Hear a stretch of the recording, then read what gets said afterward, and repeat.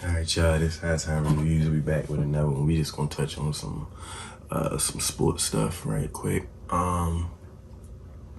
Let's just go into some stuff from last week. Kawhi, bro, please hang it up. And the fact that the Clippers set up there and made it seem like they was hurt about the fact that Kawhi not playing for Team USA, bro. Y'all better be worried about whether or not he can play for y'all. Like, bro, Kawhi knees ain't been right since the Toronto. And you say what you want, like, even in Toronto, he was a little hobbled. So I don't know what the plan is, like. And then for the Clippers to come out and make it seem like they're upset when they know damn well they would be upset if he came into that new arena and couldn't play for them. And how is he okay when he was just busted up in the playoffs, which was less than 2 months ago? How? So I'm kind of leaning more towards what Paul Pierce said. Paul Pierce said kind of like he feel like Kawhi should probably go ahead and retire now. I mean, if he ain't gonna play no games in the season and then he ain't gonna play no games in the postseason, then what the hell is he there for? Like, and for the Clippers that had gave Kawhi an extension and not PG, not saying that either one of them are like the type of player that can just be around forever, long term. Not saying that they got that type of LeBron James longevity or nothing like that, but you decided to bank your entire future of your franchise on Kawhi Leonard, an injury-prone superstar, and then James Harden. You could say he got nothing left to prove. The man still ain't got no chip. He still ain't really made it to the finals. So, I mean, since his OKC days, I mean, he had the opportunity plenty of times. But I mean, maybe he's not that guy. But y'all was willing to disregard Paul George, who's actually done pretty decent numbers for y'all as a franchise, and then y'all lean towards James Harden, who y'all picked up mid-season, and y'all make him and Kawhi Leonard your duo going into your new arena while you let Paul George run off to Philly. Yeah, that was genius. All we can do is see how it play out. See how many games Kawhi played. Kawhi can give us a full year, full healthy, and that's why I'm not upset that he's not playing for Team USA, because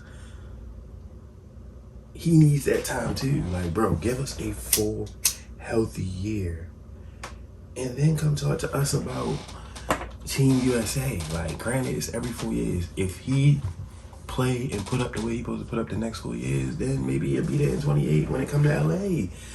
Hometown Olympics. Push for that. Leave that Paris shit alone. Just like Stephen A. said, that man got injured flying to Paris. So, no. And look, he was only there, what, a couple days? And they pulled his ass, and he go fucking Lawrence Frank or whatever his name is talking about, oh, he looked good in a couple of the practices. Did he look good? Because I feel like had he looked good, they probably would have let him stay. Just being real. Like, moving on, Bronny, I really hope that when it comes down to this Bronny James situation, he is not being forced to play sports so that he can keep up with his father. Like, if he don't have anything in common as much with his mother, and then his whole life all he ever saw was his father play basketball, of course now he feels like he owes that to his father. When I heard him quote and say that he don't really matter, he don't really care if he get drafted because he can always just go back to his streaming money, and then for him to turn around and win that streaming competition, it shows me that he's being pressured. And his performance on the court, we gotta remember that the man almost died. But how he performed on the court is super passive aggressive, and I think that that's going to be his downfall. Now, he was aggressive in his second and third game, and that really didn't account to shit either. But on the defensive end, I think he's going to be good, but he has to figure out how to put that ball in the hoop. I'm not the best player, but if I was raised by somebody like a LeBron James, I would hope that I would be even worthy of the 55th pick that they used on me. So, I mean, again, people also shouldn't be as upset about his performance right now, considering they only used the 55th pick on it. We acting like he was the first round pick, and he wasn't. Now, if you deep dive into the Lakers' first round pick, his name Connect, he doing what he's supposed to do. Mind you, he wasn't even supposed to fall to him, and he doing what he's supposed to do. So we worry too much about a second round pick at the end of the draft. We're too worried. Too worried. It's just not worth it. Do I think he'll get better? Yeah. I think it's a difference from taking passes with open looks from niggas in the G League versus taking an open pass or a look from a nigga that you've known your whole life, who has been passing you looks your whole life. I think once him and LeBron can get on the court together, they might be able to figure out something or figure out how to utilize him. Like, I think LeBron personally may know how to utilize that child better in a way that may help him develop more. So, I mean, we'll just wait and see what happens in October. Hopefully he's not in the G League, because, I mean, at that point, he's a pretty high-paid G League player. Like, and they don't have the Ignite, so it's not like he'll be in a situation that'll be pushing him. So hopefully he just get the playing time with the Lakers. Hopefully he put some weight on. Hopefully he get a little bit taller, because he gonna need it. Jaylen Brown, you've been having a rocky couple of weeks, good brother.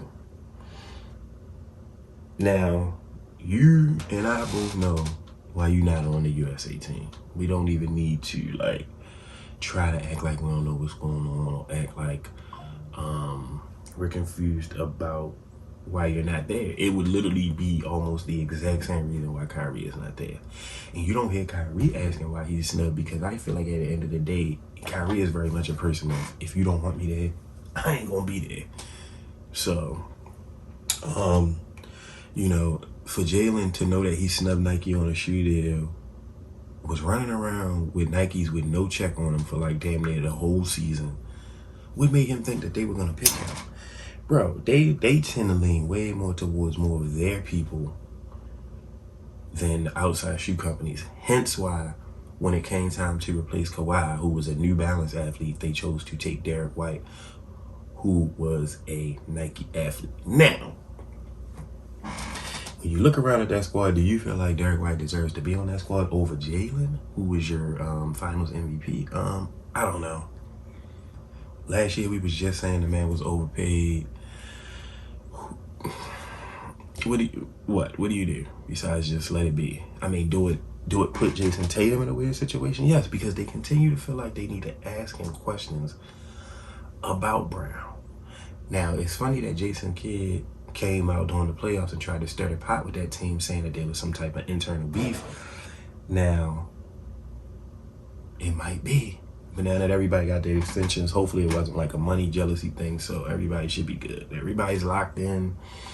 Boston could probably go for another deep-ass run next year as long as shit stay the way it's supposed to stay. Porzingis stay healthy. That front five just do what they supposed to do. Maybe they can go for another one. So you got Jaylen Brown getting pissed off about getting snubbed for the Olympic team.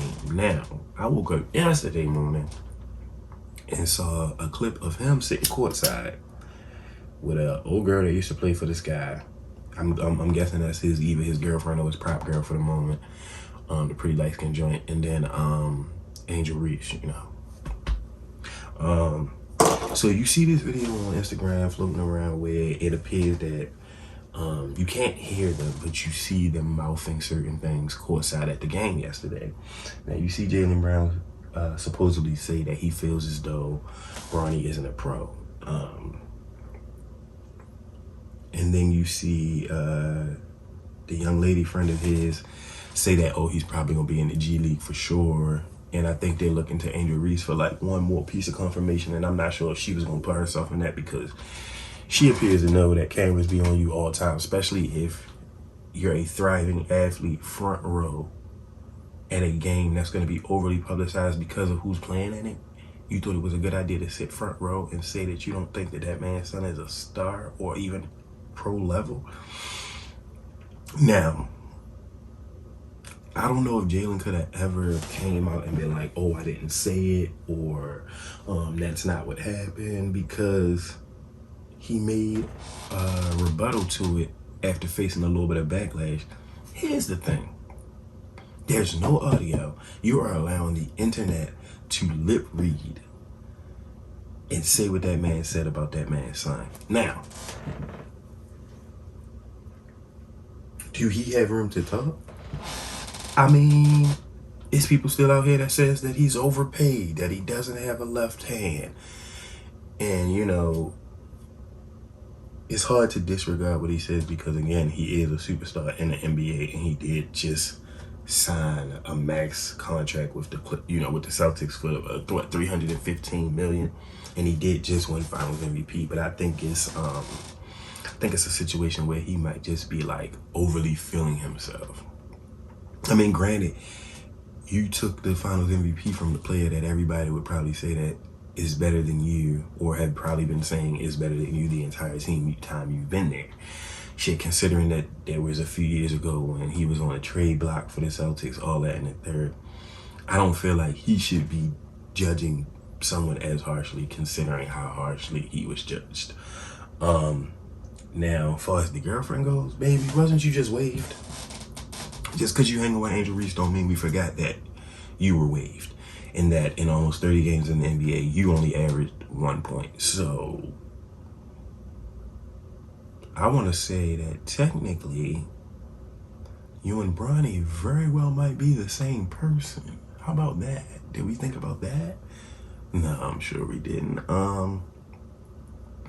Hopefully Angel Reese don't get roped up into it, because she's got a pretty solid fan base right now. You don't want to be that girl sitting on the sideline with Jaylen Brown and his little girlfriend pillow talking about Bronny James. You don't want to be that person. So Angel Reese, stay out of it, sis. For the city of Baltimore, please stay out of it. Thank you. Kobe's dad. Kobe's dad definitely died today. R.I.P. to the real being. I wonder if at his age it was more of a situation where, like, dealing with the death of his son probably made it a lot easier for him to go home to glory. Like, not to sound ignorant, but it's like, you lose your son, even though they might not have had the best relationship, I do wonder how it was post-death for his father, Granted, people in the comments was giving like, oh, I still ain't forgave him since he tried to sell the ring. First and foremost, Kobe cut them people off, man. Kobe cut them people off, and I don't know what their finances are like. You can assume that, oh, he amassed all his wealth, this, that, and the third, but that ain't gotta go to them. That ain't mean it went to them. I feel like he did what he was supposed to do for them. He took care of them the way he was supposed to take care of them. But once they reached that point where they were beefing, I think they were beefing, and I think having your son die and y'all probably not being on the best terms probably wasn't a good look, and I'm sure that sat with him for like the last 4 or 5 years. So shout out to the Bryant family. I seen Vanessa come out and make a statement. Now, here's my thing, Vanessa. Girl, they not a fan of you. You probably could have just kept it to yourself, really. But again, prayers out to the Bryant family. Hopefully, this death don't hit that family as hard as, Kobe's death. It probably won't, but respect to that man, father. He was a legend in the league. I mean, people probably wouldn't even and then, and that's the funny thing about the whole nepotism thing when it comes to LeBron's son. Like, it's so many father-sons in the league, that we try to ignore, or we try to act like didn't happen. Like, it wouldn't be possible for LeBron to play against fathers and then sons if it wasn't some type of slight nepotism. The only reason why certain players get covered over other players is because of nepotism. You know how many Cayenne Anthony posts I've seen in the last 2-3 months? If he was somebody else's son, do you think they would post him as much? No, they wouldn't. W, listen, I'm a fan of the W right now. I'm sick and tired of hearing about the Caitlyn Clark injury shit. Like, let them both be great in their own round, at their own stage, at their own pace. You can't hate on the fact that Angel Reese is out here getting doubles, and you can't hate on what Caitlyn brings to the team. Now, Caitlyn also got to remember that she's not the only good player out there. So this is how she'll build that team. She has to submit to her teammates, I think. Because the coach is always going to look for a way to get her involved anyway. So I think if she wants to try to build that trust, I think that once she's involved, she should try to get everyone else involved versus trying to be superstar Caitlyn, put the cape on. This don't need you to play and carry the entire team, because you got to remember, these are professionals you play with too. So they should be just as good as you, if not somewhat on the same level. Now, when it comes to the quote-unquote stat padding that Angel Reese is doing, I'd say this. You can't fault her for other defenders not getting rebounds. Now, you can fault her for her performance at the basket. The misses she may make at the basket, you can fault her for that. But at the end of the day, I would never fault for somebody for being more aggressive on the offensive board than the person that's supposed to be on the defensive board. I would never devalue a person that can get that rebound over top of 3 other people, muscle 3 other people for the rebound. Like, I just think that if they want to do this right and they want to keep the quote-unquote fake rivalry going, I think genuinely give Angel Reese the Rookie of the Year, and we'll literally be able to carry this over for like the next 2-3 years with the storyline.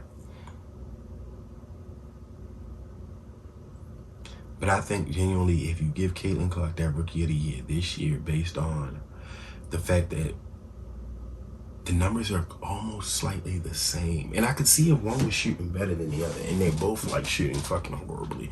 So it's not even a percentage thing. And I don't want it to be a race thing. And then I don't want them as co-Rookie of the Years. I mean, we got some more games to go. I mean, they taking their Olympic break, so everybody should get healed up. That might actually be a bad play to have them out all that time. We'll see how it plays out, though. Hopefully everybody come back from their break and they showing out. Now, here's my problem. Talk about Caitlyn, talk about Angel, but just don't forget, please don't forget to talk about my girl, the big one, not the little one, okay? Miss Wilson. Miss averaging 25, probably fucking 5 and 7. And the bitch defensive game is out of this world, bro. The fact that we are literally not noticing that A'ja Wilson is on a unanimous MVP run right now, and they got Chelsea back. Come on, bro. I smell a third chip for them. The only thing they gotta be able to do is stop Stewie, and I feel like the way A'ja is playing right now, just give him the ring. Just give him the ring. But again, less Caitlyn, less Angel, more A'ja, y'all. All the people out there on the shows, let's talk about A'ja Wilson, bro. Please. All right. Last but not least, what we're gonna do is we're gonna wrap this video up talking about Skip Bayless. I'm scrolling my phone yesterday and I see an article from the New York Post saying that Skip Bayless is leaving undisputed. How you leave your show? How do you leave your show? My man. It ain't even been, it's probably been a year since Shannon left. 1 year. Shannon has more subscribers than him on YouTube. He has a more friendly deal at ESPN. He's probably making more money. And then they don't own his other shit. So, Skip, you telling me you couldn't even let, in 40 years of all that journalism and all that shit talk you done and all the LeBron hate and this, that, and that, you couldn't last a year without Shannon?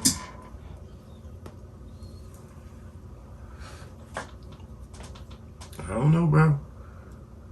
It very well could just be time to retire. And it's not even a bad thing, bro. You've been a journalist for 40, 50 years. I'm sure Ernestine probably would love for you just to come home. And the fact that all the articles are reading like, oh, Skip Bayless departs FS1 as co-host of Undisputed. So what does that mean? Because we don't want the show.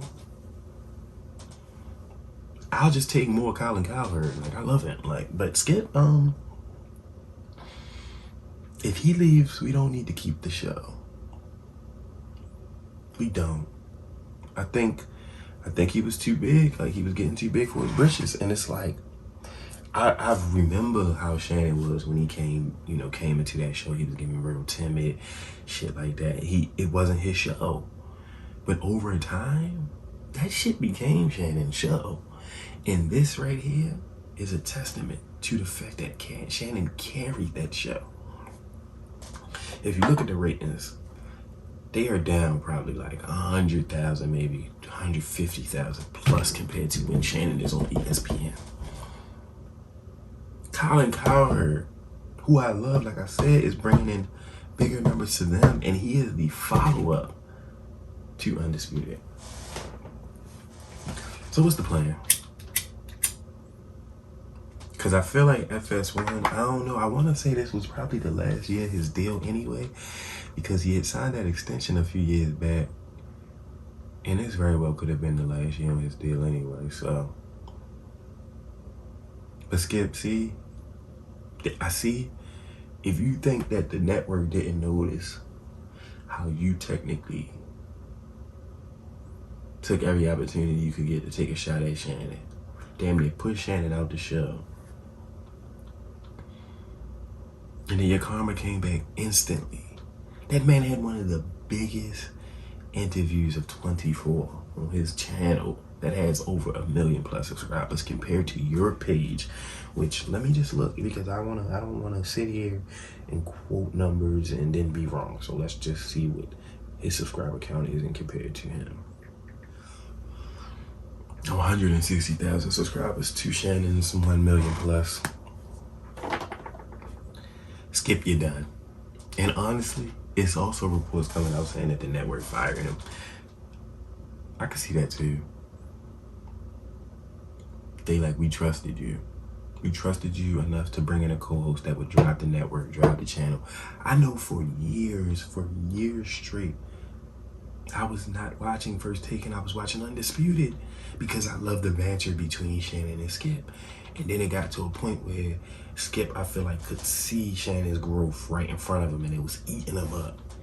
So any chance he took, like the Tom Brady shit, the Damar Hamlin shit, the put your glasses back on boy shit, I said, oh man.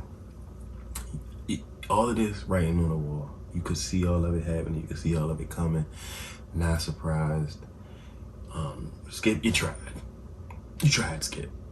You gave us 15 million co-hosts. Richard Sherman up there with the TDUIs. Fucking Michael Irvin up there with the sexual assault and hotel case. I mean, you tried it, brother. You even tried to bring in Lil Wayne. I don't know why you thought that would work, because, I mean, he's a rapper. But it's not like we're going to watch a sports show to see a rapper. So, yeah,